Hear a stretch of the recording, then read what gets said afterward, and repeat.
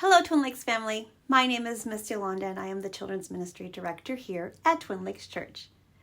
Well, summer is over. However, the weather says differently these days. But my transition from summer to fall has always indicated some sort of change. When I was younger, it was summer vacation ending and school starting. And for some of you, it may mean that you're starting a new job, or maybe you're moving somewhere new, or maybe you've entered into a new relationship, or maybe your relationship is ending. Well, today, I wanted to share some thoughts about how I'm dealing with some transitions into this new season. Some of you may have heard that I have finished my seminary education, and we just finished our summer day camp cruise kids here at Twin Lakes Church. Both seminary and camp ended on the same day for me this summer. However, as those both came to a close, I found myself jumping right into all the fall ministries, starting up a new health plan where I was eating better, exercising more, planning trips, and filling up my social calendar.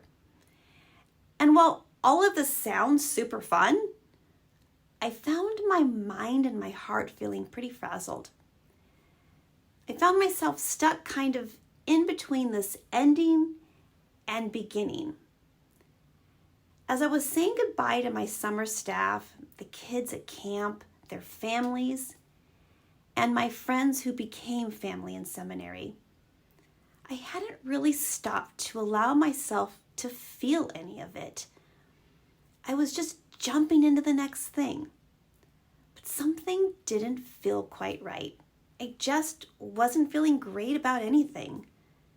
I realized then that my soul needed rest. I wasn't giving myself time to thank God for all that He had done in me and through me during this time.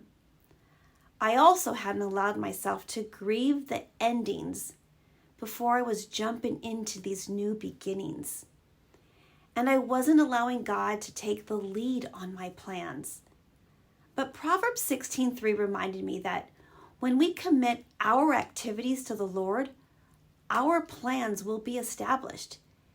Instead, I was making the plans. I was just jumping into the next thing.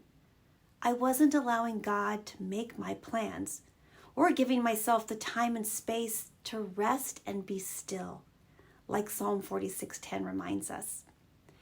God wants us to rest in Him because He knows what we need. And when we allow this time to rest and focus on Him, He will give our soul what it needs. So as one season ends and a new one begins, I encourage you to spend some time in between to stop and thank God for all that He did during that season, and allow God to make plans for what's next in this new season for you.